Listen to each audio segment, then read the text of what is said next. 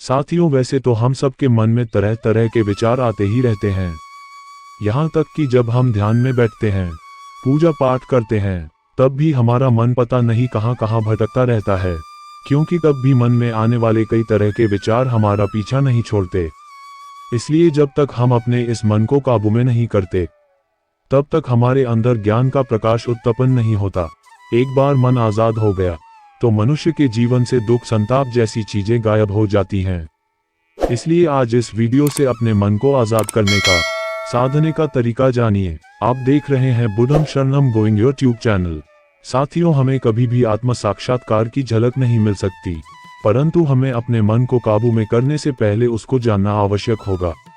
अपने चंचल मन को दुनियादारी से खींचकर उसे एक प्रकार से स्थिर करके रखना होगा।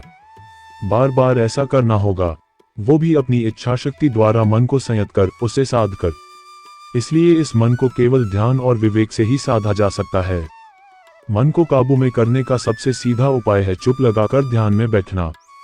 इसलिए कुछ समय के लिए अपने मन को छोड़ देना चाहिए, जहां भी वह जाना चाहे। साथियों, याद रखें, इस मन की कोई एक जगह शरीर में पक्की नहीं है। मन तो फैला हुआ है। मन वह अदृश्य शक्ति है जो चुपचाप से अपना काम करती चली जाती है। इस मन के ऊपर हम सजगता और अपने होश के द्वारा जरूर नियंत्रण पा सकते हैं। हमारे मन में बहुत से विचार आते रहते हैं। वे विचार भी विचार बनने से पहले संस्कार रूप में, बीज रूप में मौजूद होते हैं। अच्छा बुरा, शुभ अशुभ, ज्ञान अज्ञान, सब तरह के संस्कार आपके मन के ऊपर अपनी छाप छोड़ते रहते हैं, और ये संस्कार ही समय आने पर विचार के रूप में प्रकट होते हैं। इसलिए आप जब भी ध्यान में बैठें, तो उस समय अपने विचारों को थामने की शुरुआत करें। धीरे धीरे आपका होश जगने लगेगा, फिर थोड़े थोड़े विचार पकड़ में आने लगेंगे। इसके बाद अपने मन को देखो, सोचो। मन से तुम बिल्कुल अलग हो। खुद को भगवान के साथ एकाकार रूप में सोचो। जब तक किसी निर्जीव वस्तु या मन के साथ खुद को एकाकार न कर डालो। जैसे विचारों की धारा शुरू करने से पहले मन अनुमति मांग रहा हो कि विचार करूं या न करूं। जहां पर भी हम सजग हुए, वहीं पर हमारे विचार ठहर जाएंगे। जहां विचार ठहरेंगे, तब ऐसा लगेगा कि मन तो कुछ है ही नहीं, वह केवल आप ही है जो अपने मन को काबू में कर सकते हैं। परंतु उसका अनुभव कैसे होगा? तो साथियों, हमारी सजगता ही मारेगा इस मन को। अब ये सवाल उठ सकता है कि आखिर हमारा मन रहता कहाँ है?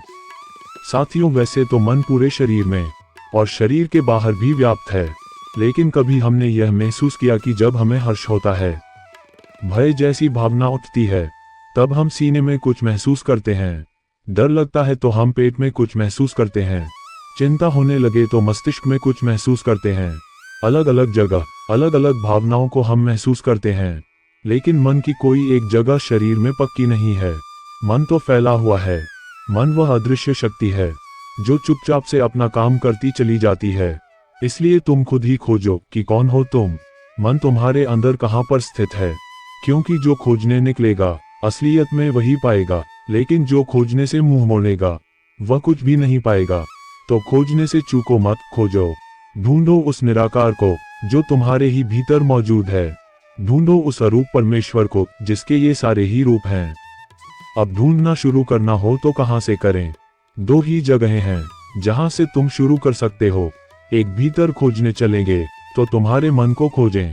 दूसरा, बाहर सद्गुरु से खोज शुरू करें। चिंतन करने के लिए सद्गुरु के वचनों को आधार बनाएं और ध्यान के औजार से अंदर के खजाने की खुदाई शुरू कर दें, क्योंकि हमारे मन के भीतर की खुदाई करने के लिए ध्यान ही एकमात्र औजार है। उससे हम अपने ही भीतर पड़े हुए खजाने को खोज सकते हैं। इसलिए ध्यान और विवेक, इन दो औजारों का अच्छी तरह उपयोग करो। इसके लिए तुम्हें कीमत अदा करनी है। वह कीमत है ईमानदारी, मुमुक्षुता, निरपेक्ष प्रेम, अहंकार का प्रेम पूर्वक समर्पण। यही है कीमत, यही मोल है अपने मन को साधने का। ये खेल इतना आसान भी नहीं है, क्योंकि यदि ईश्वर की तरफ से कृपा हो जाए, या चाहे आप ही खुद ये निर्णय अपनी तरफ से ले, लेकिन किसी भी तरीके से ईश्वर में मन अटक जाए, ईश्वर के साथ मन जुड़ जाए, तो इस मार्ग की यात्रा कुछ सुखद हो जाती है, कुछ आसान हो जाती है। इस राह पर चलना है तो बड़ा मुश्किल, लेकिन प्रेम और समर्पण की वजह से थोड़ी सी आसानी हो जाती है। इसलिए अपने ईश्वर से, आराध्य से प्रेम करते हुए इस संसार से मन कब हट गया इसका पता भी नहीं चलता। फिर एक समय ऐसा आता है कि हृदय से उसका ध्यान हटता ही नहीं।